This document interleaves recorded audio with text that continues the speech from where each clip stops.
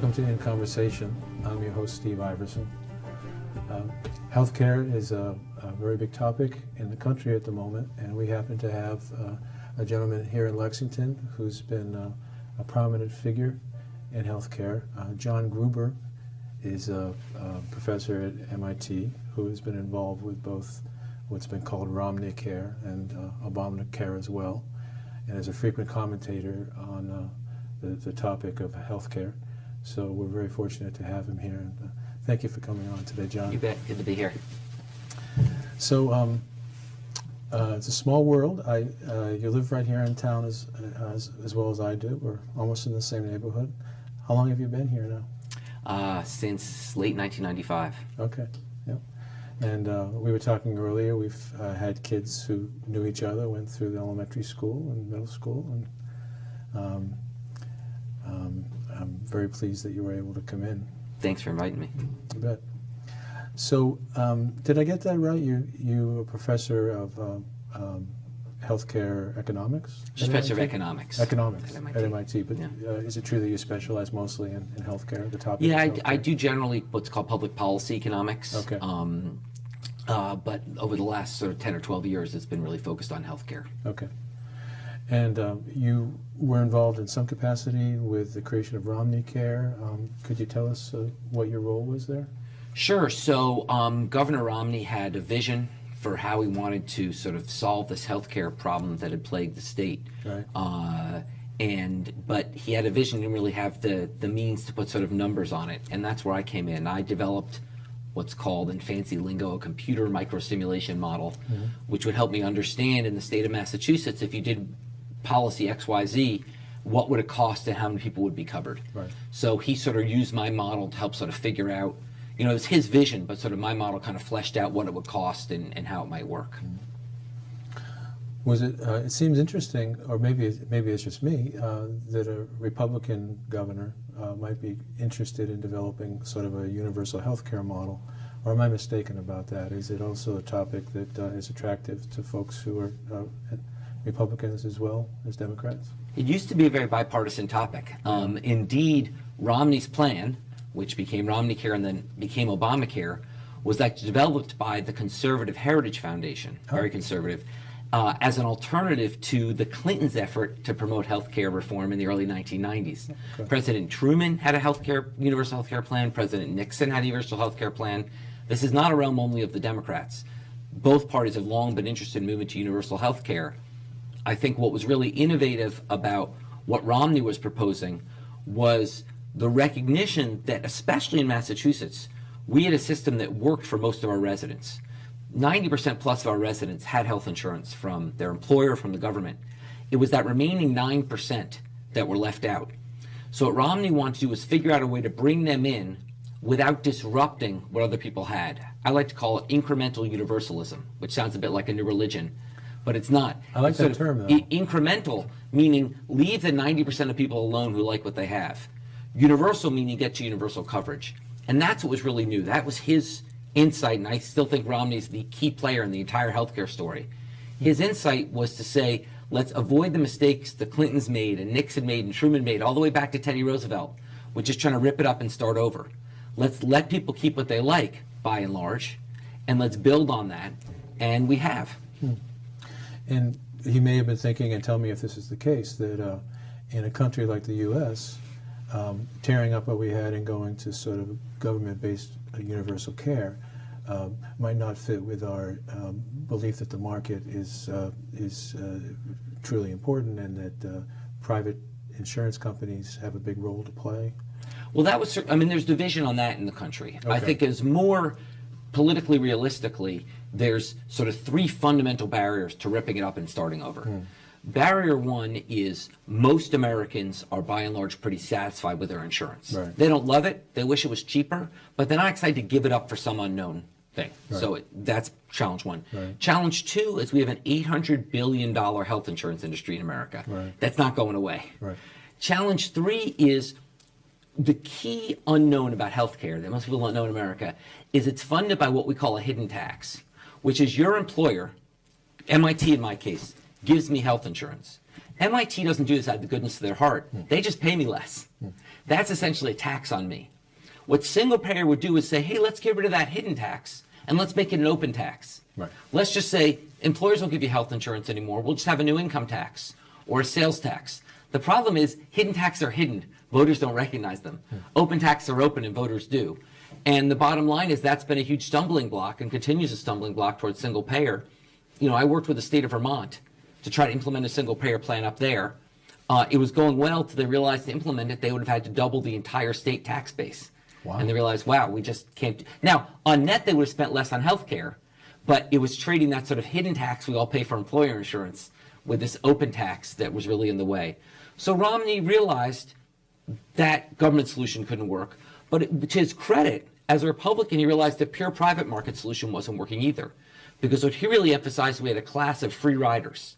People who are healthy, who said, I'll just buy insurance when I get sick. In the meantime, if I get hit by a car, I can go to the emergency room and get treated. There was always this assurance that if you were truly sick or injured and went to the emergency room, you would get care. Exactly. He called them free riders. For him, it was more of a moral issue. Oh. That these people were sort of free riding on the system, and by including them, we could bring prices down for everyone else. And we did. We brought the price of insurance in the individual market, that is the 9% of Massachusetts residents who couldn't buy on their own from the government or get from their employer, those prices fell about in half once we passed Massachusetts healthcare reform. Oh. So this is insurance for the people who previous to that wouldn't have bought it because they said, I'm healthy, I don't need it.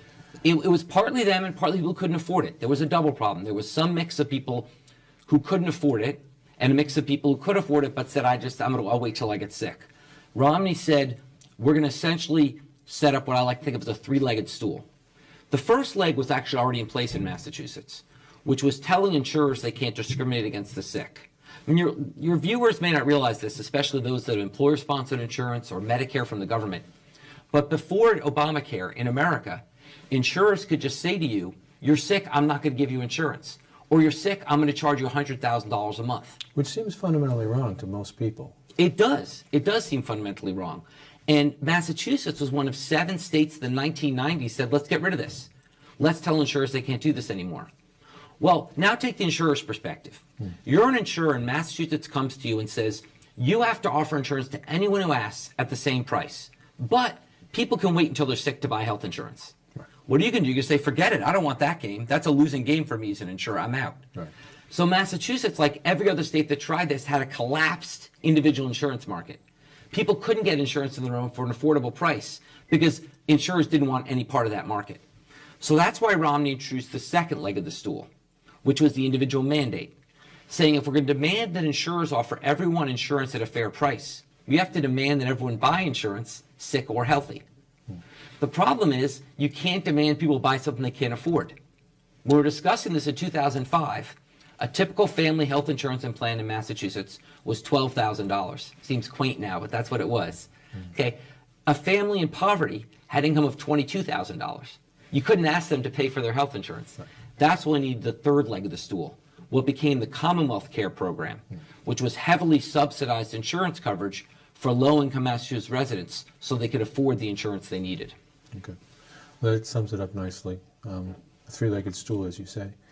And I think to touch on the second part of that for a moment, I think one of the objections among some people to these kinds of programs thus far has been, usually from more conservative people, they'll say, this is the first time the government has ever required you to buy something from the private market.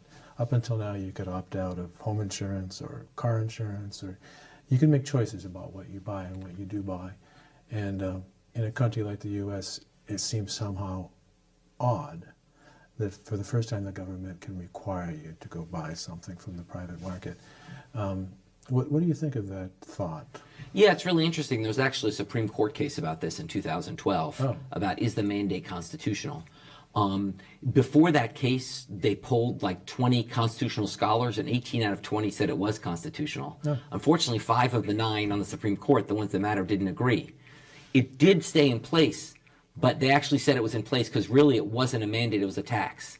And the reason is because you could get out of it. Just like get out of auto insurance, you can just pay a fine and get out of the mandate. The mandate isn't like we'll throw you in jail. The federal mandate is you either pay $700 or get health insurance. So basically, the Supreme Court said it's essentially a tax. Now, there is a coherent economic argument for why you need a mandate, and I think people always said, oh, it's slippery slope. What's next? You'll make me eat broccoli. That's one of the objections. The answer is that's an incorrect objection. Healthcare is unique in the following sense. We have a law in America called EMTALA, which basically says that if anyone shows up at the emergency room, they have to be treated. Right. So given that, you can always go get treated if you're sick. If you don't mandate people to buy health insurance, they'll wait till they're sick. So in some sense, we had a broken system. Well, we already had a broken system where we basically said to you, don't worry about it, have fun, and when you get hit by a car, we'll take care of you.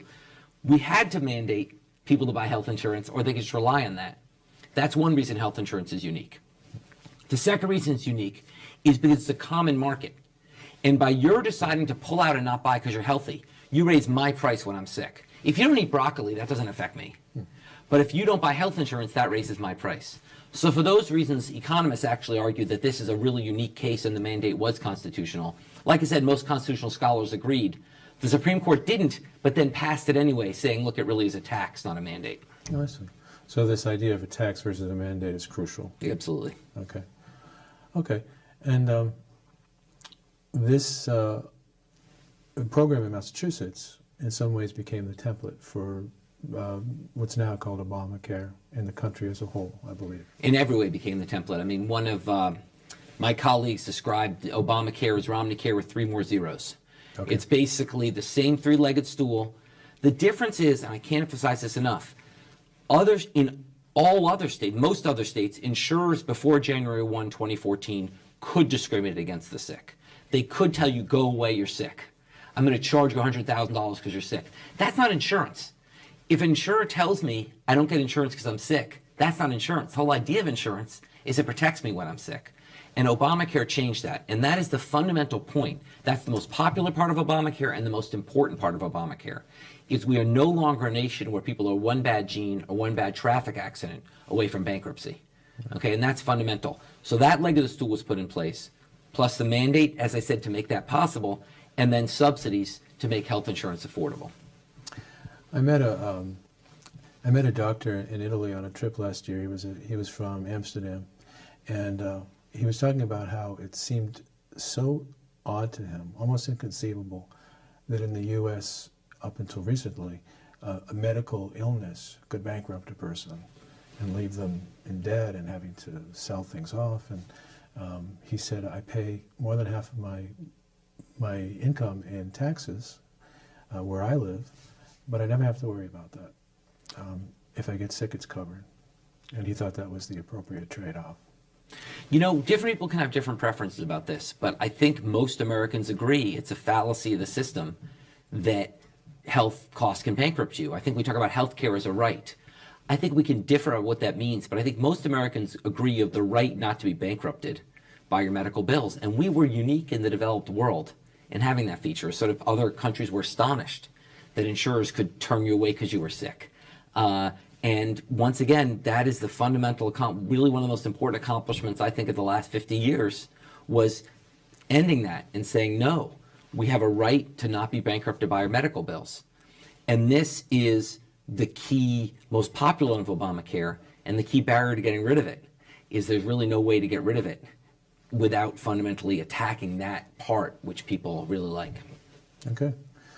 Well, we'll take a brief break, and when we come back, we'll continue to talk about that very topic and some more things having to do with Obamacare. So, again, it's in conversation, and we'll be back in just a moment.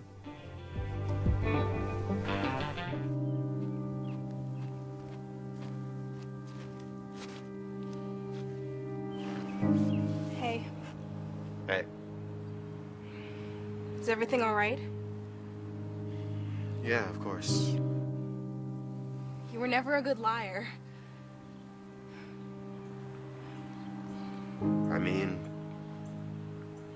he's finally locked up. We saved the day. I'm fine. Sure. Just tell me what's going on. I don't know. You don't know what? I don't know what to do next. Everything's different now. Yeah, that doesn't mean you have to be. But I am. So are you. I just wish. Have you been filming vertically the entire time? Dude, this is a movie, okay? This is cinema. It's not your sister's piano recital. Oh. Turn the thing sideways. Oh. What are you doing? Oh.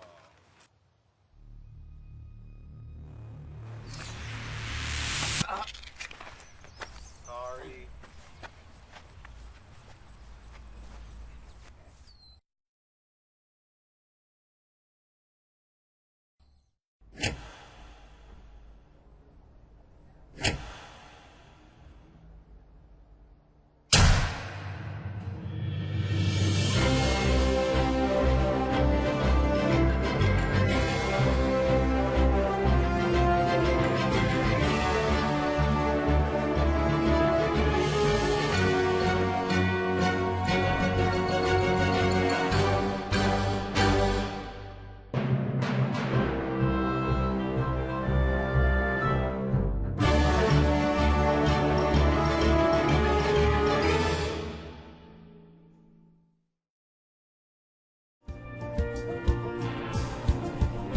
Welcome back to In Conversation.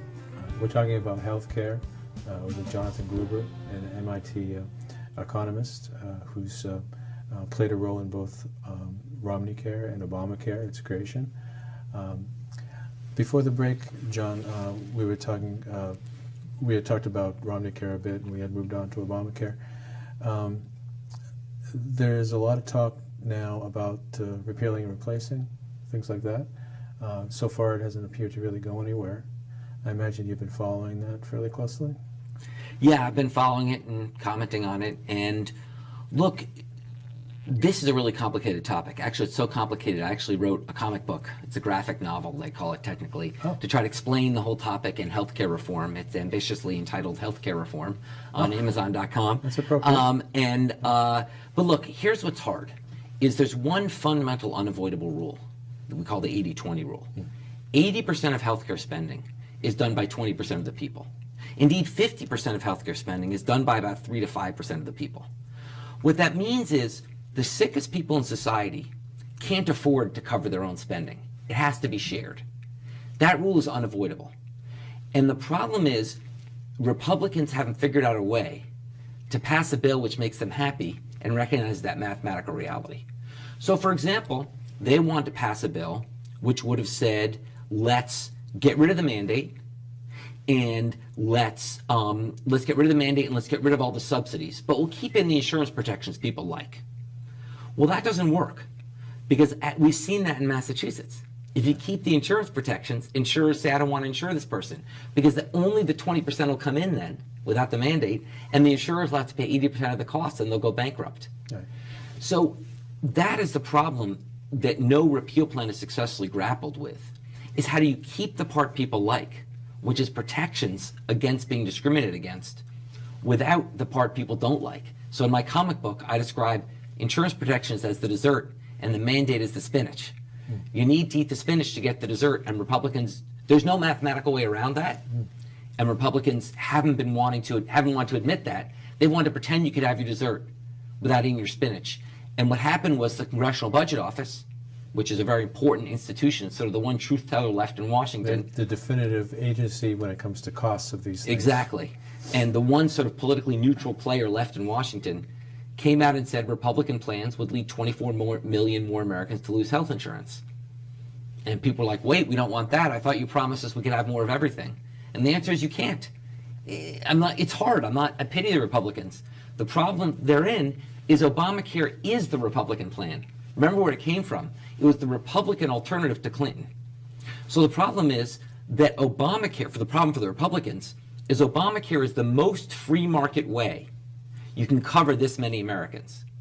Either you need to go to more government control, which Republicans don't want to do, or spend more money, which Republicans don't want to do, or cover fewer people, which the public isn't happy about. And that's just an unavoidable triangle, and they haven't figured their way out of it. And you know, when Trump was running, he would say, we're going to make this better. We're going to repeal and replace. We're going to have the best insurance plan ever. It's going to be wonderful. People are going to be happier with it. It set expectations among some folks anyway. And then it was sort of a unpleasant reality when we saw that there were really no good plans to make that happen. And tell me what you think, but I was sort of struck by how a bunch of folks who had been saying for years that they could come up with a better plan when the time actually came, didn't really have one. You know, I read an article recently which said we shouldn't blame Trump so much for this. He just got lied to by Congress like we did. He just believed it like we did. Basically, Obamacare politically is unprecedented. I think when history books will be written, this is going to be a real turning point, because before Obamacare, the way Washington worked is you'd fight over a law, it would pass or not pass, and you move on to the next fight. Obamacare was unusual, which is once it passed, the fight only intensified. It became a rallying point for conservatives against Obama. And they fight it, but of course, they didn't want to pretend they just want to get rid of it. So they said, oh, we'll repeal and replace it with something better. But they never had anything better. And once again, it's not easy. I'm not saying there's some easy answer out there that's better. I think there's some fixes we could do that would make it slightly better. But fundamentally, there is nothing more conservative than Obamacare, which can cover that many people. And you mentioned when we were talking earlier that it was initially came out of a conservative think tank. Yes, exactly, the Heritage Foundation. Indeed, if you go back and look at the video of Romney announcing Romneycare, on the platform is Ted Kennedy, Mitt Romney, and a speaker from the Heritage Foundation talking about what a wonderful victory was for conservative principles. In fact, the biggest opposition to Romneycare was from the AFL-CIO, the union. Okay, so what happened was, as soon as Obama, to his credit, said, I don't care where this idea came from, it's a good idea, I'm taking it, suddenly it became the devil's work. The problem is they had no alternative. They told people for years they did, and people said, these are elected representatives, they wouldn't lie to us, but they did lie. There is no better plan. It seems it, because this is when it would have been trotted out. You know, there was no better plan. Their effort was just in trying to use it. All along, it was just a tool to beat up Obama with. And fundamentally, Obamacare did not get sold well. It was not explained well. It's complicated. And so they managed to make everything wrong with the healthcare system about Obamacare. Even though, remember, just like Romneycare wasn't trying to touch the 90% of people in Massachusetts who are already fine. Obamacare is more like 80%. But about 80% of Americans weren't fundamentally affected by Obamacare. But somehow opponents of Obamacare made them feel like they were. Made them feel like, oh, this made your life worse. We're going to fix it. But in fact, it didn't really affect them. And there is no obvious fix. Now, one of the more level-headed criticisms of Obamacare, I think that I've encountered so far, is that apparently, and tell me if this is true, premiums and deductibles seem to have gone up quite a bit for a particular group of people who are not in the lowest income group, but perhaps above that, who have been getting their insurance through their jobs for a long period of time. What is the truth of that? So it's very interesting. When I went to the White House after the law passed, one of Obama's advisors said, we now own the U.S. healthcare system. What he meant by that was even people unaffected by Obamacare would blame Obamacare. So for example, Obamacare, if you had employer insurance, for 97% of people in employer insurance, Obamacare did nothing to you. Okay. But deductibles were going up before Obamacare. Premiums were going up before Obamacare. They just kept going up. But once Obamacare passed, they said, oh, it's Obamacare's fault. Right. They didn't look and say, no, it's just a continuation of a trend line. They were always going up. Deductibles were going up. Premiums were going up. It's just Obamacare got blamed. Now, if you think, so fundamentally, if you do the math, the way to think about it is for 80% of Americans, Obamacare left them alone. For about 17% of Americans, Obamacare made their life better. It gave them cheaper insurance and better options. For about 3% of Americans, they were losers. Now, who was that? First of all, it's the wealthiest Americans. People with incomes above $250,000 had to pay a new tax to help finance Obamacare. They were clear losers because they already had health insurance. The second group was the small group, probably at most 2% of Americans, who were benefiting from the discrimination in insurance markets. So if an insurer can tell you in most states, I'm not going to sell to you because you're sick, Well, that means if you're healthy, you can get a great deal because the sick aren't buying. So in California, if you're a young, healthy 25-year-old, you can get insurance for $100 a month. Why was it so cheap? Because the sick guy got kicked to the curb. I see. We passed a law saying you have to cover everybody. That meant the healthy people had to pay more. And they were upset about it. And, rightly so. They were having to pay more. The question is, are we as a society willing to help create 6 times as many winners to create a few losers who had to pay some more? And that was the tension. Right. So there is something to that, but it's a question of values, trade-offs. Yeah, and there's something to Things like that. that. And the important thing to it is it's not about the vast majority of Americans. People say, so a great example here, people looked at premiums in the Obamacare exchanges, went up 22% last year. And the headlines were, Obamacare raising premiums. Well, those are misleading in 2 ways. One is that was premiums facing something like 5% of Americans. Okay. It wasn't the premiums facing the vast majority of Americans. The second is it didn't point out premiums had gone up not at all for the 2 previous years. Okay. So over a 3-year period, that was 7% on average. Before Obamacare passed, premiums in this market rose 12% per year on average. So yes, they kept going up. Healthcare costs always go up. There's 2 fundamental rules in life, which is healthcare costs go up and baseball games are too slow. Right. Okay, those things are never going to change. Right. Okay, I love baseball, and healthcare in the U.S. is great. Okay, but they were going up. They kept going up. They went up slower, but in some sense, that was hard for people to see. Okay, and so we've got Obamacare now, and people are covered. A lot of other countries have a different system, single payer, run by the government. What would you see as the benefits and drawbacks if you compare Obamacare to what those other countries have, Canada, England, countries like that? And do you see us potentially getting to that ourselves someday, or is it hard to predict? I think it's important to realize there's not one monolithic other country. So we tend to think of Canada, but Canada is actually very far to the left on the spectrum compared to Europe. Almost no, except leave England aside, no mainland European country has a system nearly as liberal as Canada's. Okay. Most of them have competitive multi-insurance markets, Germany, Switzerland, the Netherlands. They're just much more regulated.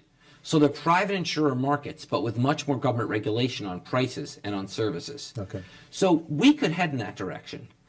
I don't think we're ever going to head in the direction of one single government health insurer. For the reasons I said before, we're not making the private health insurance industry go away. People like their private health insurance. All the reasons I said before, I don't think we're going to get to one monolithic government insurer.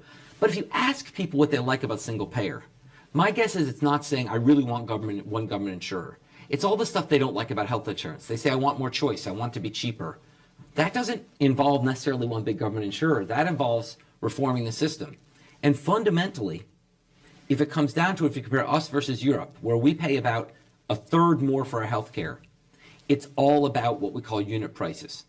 It's all about the fact that we pay 10 times as much for an MRI.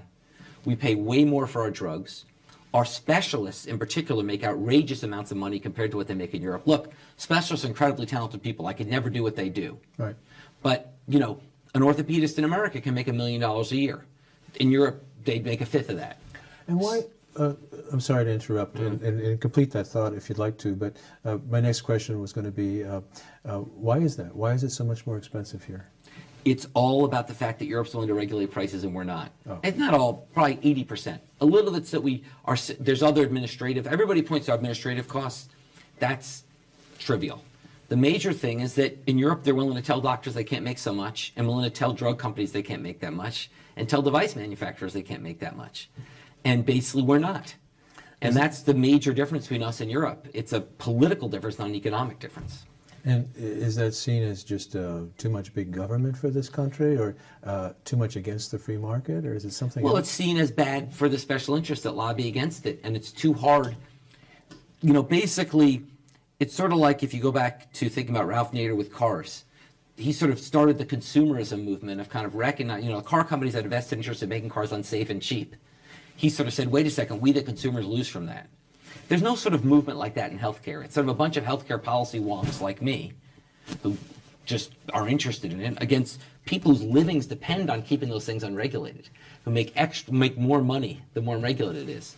And that's, comes back to the larger issue of politics in America. and how our democracy is functioning or not functioning. But I think ultimately we have to recognize this is not about Obamacare versus not Obamacare. This is about a much harder issue. Obamacare was the easy issue. That was spending money. This is about the harder issue. This is about saving money. And that's about a really difficult set of political challenges ahead of us. I was talking to an eye surgeon once who donated a lot of his care in other countries, and he seemed a little bit discouraged about how it is here, and he shook his head and said, it's all about money. It is, we have a large nonprofit sector too, so it's not all for profit. It's just that there is no, and let me be clear, our medical providers in America are fantastic. One thing that's misleading, you often hear America is the most expensive healthcare and the worst healthcare. That's absolutely wrong. For people like you and I, people in the system, America is by far the best healthcare in the world. Okay? Right. It's the fact that we have enormous disparities. So a white baby born in America today has as good outcomes as a white baby born anywhere in the world. A black baby born in America today has a worse infant mortality than in Barbados. Okay, it's all about disparities, and that's what Obamacare is trying to do, is fix those disparities, get everyone in the system. If you're in the system, your outcomes are great in America. The difference is they're just way more expensive. So in some sense, the vision of sort of the Obamacare sort of originators was the first stage, let's get everyone in the system, then let's turn to trying to control costs. Gotcha. Well, if we're still fighting over who's in the system, it's hard to turn to that next fight. Right. So now we can move on to making sure that babies born in different places do equally well and things like that. Yeah, and then ultimately the idea is we can move on to actually dealing with the longer run, bigger problem, which is our unsustainable rate of healthcare cost growth. Okay. Well, we should leave it there because we're out of time. But this has been fantastic. I've learned a lot. Thanks for having me. Thanks for coming on. And it's been In Conversation. Thanks for watching.